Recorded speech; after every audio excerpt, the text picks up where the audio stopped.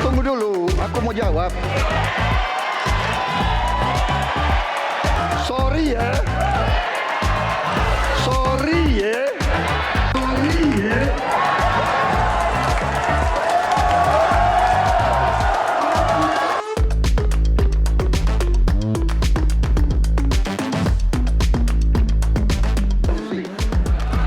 Boleh saya selesaikan dulu?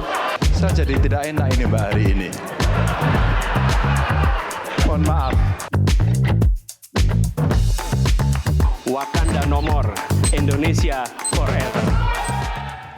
Ya pemirsa, itu tadi adalah ekspresi-ekspresi ya dari para capres dalam debat 12 Desember. Nah kalau Jason yang paling menarik dari ekspresi para capres apa nih selama nonton kemarin tuh? Wah macam-macam ya, setiap capres tuh punya ininya sendiri. Kalau Mas Gibran duduk di belakang tuh juga menjadi perhatian saya yang gini-gini. Tapi kalau dari capresnya sendiri, kalau kita lihat Pak Prabowo dengan joget-jogetnya. Sorry ye, sama yang pas dia. Gitu loh, ya kan? Jujur gitu saja ya, kalau saya juga nih ya, teman-teman komika silakan nanti berpendapat juga. Kalau dari 3 capres ini, karena saya juga mengenal Pak Prabowo itu kan memantau dari peliputan, itu kan dari dulu sampai sekarang nih. Baru kali ini melihat kayak Pak gitu Prabowo ya? itu lebih cair memang, dan kok Bapak mau ya? Atau aku mikir tuh nggak kepikir Nggak Pak kayak Prabowo gitu ya? akan bisa seperti itu. Nah kalau teman-teman komika mana nih yang benar-benar jadi perhatian, yang bikin wah ini seru banget nih ekspresi capres nih. Iya, atau Silakan mungkin ketenangannya Mas Ganjar mungkin. nomor misalnya. 2 wacana. nomor urut 2. Kalau saya tetap nggak tahu kenapa Pak Prabowo ya. Kayak sorry ye itu kayak mengingatkan zaman dulu banget ya. Sorry layau gitu ya. Iya. gitu. Dan mungkin bisa kasih saran kalau Gibran jangan dipakai deh itu, kelihatan tua nanti jadinya. Oke, ya. So laser ya. So Mungkin bisa dipakai. Emang boleh kayak gitu. Oke. Emang Ini boleh. saran untuk Mas Gibran nih, Mas Gibran tolong dengarkan ini. Paslon nomor 2 nih. Silakan kalau Jamal Mirdad gitu. Nanti orang-orang beneran pikir saya Jamal Mirdad. Ya, saya cuma takut itu aja. Kalau saya tuh yang paling suka itu sebenarnya balik lagi ke Pak Prabowo. Karena gimana menurut saya, hebatnya Pak Prabowo, dia ngelakuin apa aja pada saat debat itu. Semua orang tepuk tangan.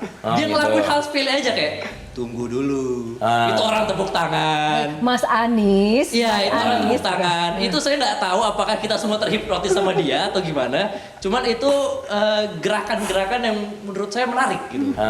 Apakah itu memang di briefing sama timnya atau enggak? Itu kan kita nggak tahu. Iya, jenakanya di situ ya. Kalau Mas Kuku?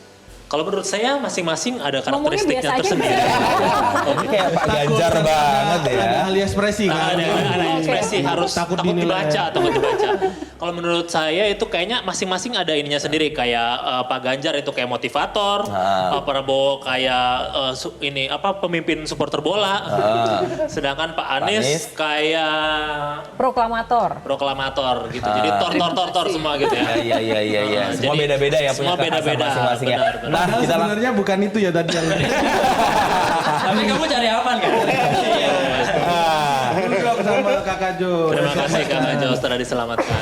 Karena ini live. harus banyak di pip gitu ya. Oke, nah berikut ini kita di segmen ini juga spesial karena sudah ada Mbak Monica Kumalasari. Halo. Nah, ini yang akan menilai soal ekspresi-ekspresi ya.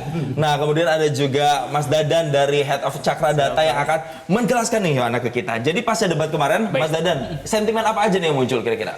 Ya baik, memang menarik ya, kita patut apresiasi terkait dengan penyelenggaraan debat perdana kemarin karena ini sorotannya sangat-sangat baik sekali. Jadi satu hal yang membedakan sebelum dan pasca debat itu kalau kita memantau dari pertama masa kampanye dimulai itu sebetulnya perdebatan warganet itu masih belum terlalu lama ya tentang kondisi capres-cawapres ini. Namun pasca debat kemarin memang sangat signifikan sekali lonjakan percakapannya, bahkan sampai saat ini trending tagar debat capres itu masih ya banyak menyoroti seperti kalau itu. khusus untuk Anies deh, kita segmen ini bahas Anies Baswedan. Kemarin apa sentimen-sentimen yang muncul dan bisa dihimpun Cakra Data? Baik, berdasarkan pantauan kami kemarin kita memantau dari tanggal 12 hingga tanggal 13 Desember, kita pantau ketiga kandidat capres tersebut.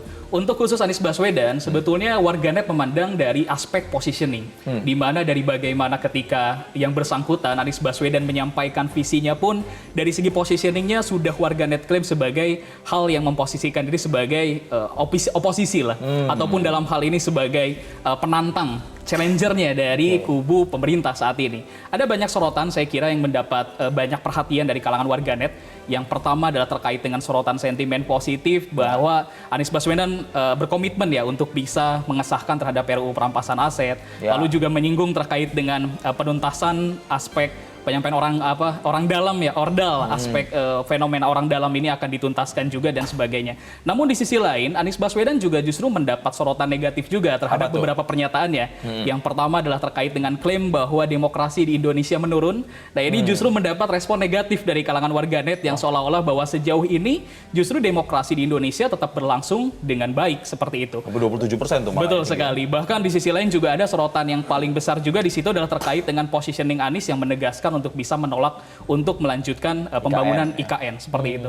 Nah, jadi sorotan-sorotan yang memang disoroti oleh warganet itu ada dua aspek. Yang pertama adalah terhadap aspek gagasan, yang kedua adalah terkait dengan gaya penyampaian. Jadi memang dua poin itu yang mendapat banyak sorotan dari kalangan warganet seperti itu. Oke, both positif and juga negatifnya ya. Betul sekali, Mas. Nah, ini Yohana yang berikutnya kita mau tanya soal ekspresi. Kalau kemarin dari penampilan Pak Anies Baswedan sepanjang dari jam kurang lebih jam 7 ya sampai dan jam 10 itu debat, apa nih ekspresi-ekspresi yang menonjol yang bisa dibaca sama Mbak Monica yang mengimpresi masyarakat?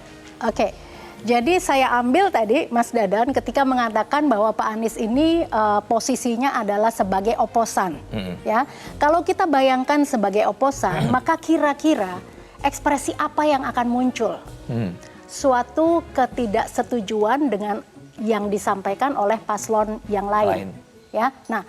Baseline dari Pak Anies ini adalah beliau ada bagus dalam retorika, ya artinya penguasaan emosi, ya artikulasi dan intonasi ini kita tahu bahwa tidak ada turun naiknya lah seperti itu. Jadi artinya menyampaikan sesuatu secara ya kalau tadi dikatakan motivator dan sebagainya.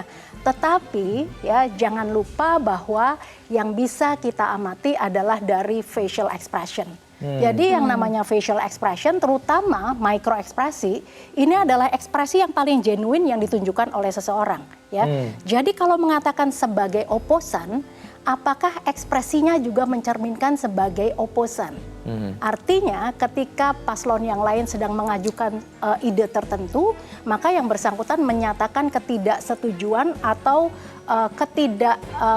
ketidakselarasan dengan apa yang disampaikan. Dan ini memang terlihat ya dari Pak Anies Baswedan ini seringkali membasahi bibirnya. Gitu. Kenapa itu artinya? Itu artinya Nah ini semuanya bereaksi nih Mbak soalnya. Kenapa? Apa maknanya? Oke, tapi maknanya gini, saya kasih beberapa hipotesis. Satu, sesuai dikatakan bahwa beroposisi kita. Jadi ketika Anda menyampaikan ide Anda, saya nggak setuju. Ya, seperti itu. Atau merupakan suatu bentuk keraguan-raguan, ya. Nah, kalau ini ya wajar, ini panggung debat perdana yang dilihat oleh jutaan pasang mata. Semua orang pasti akan ragu-ragu, begitu ya. Atau yang ketiga, haus. Oke.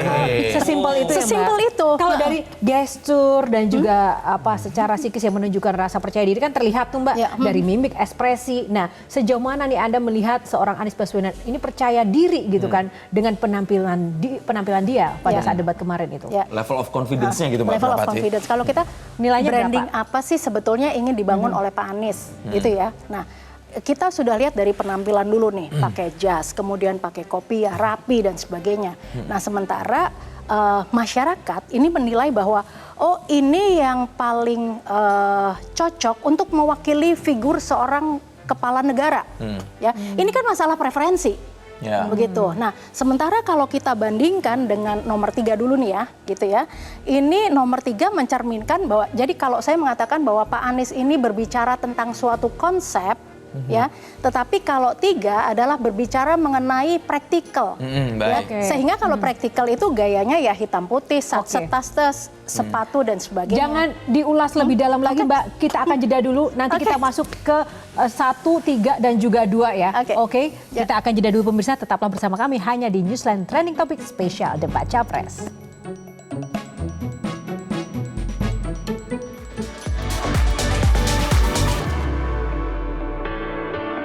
Jelajahi cara baru mendapatkan informasi. Download Metro TV Extend sekarang.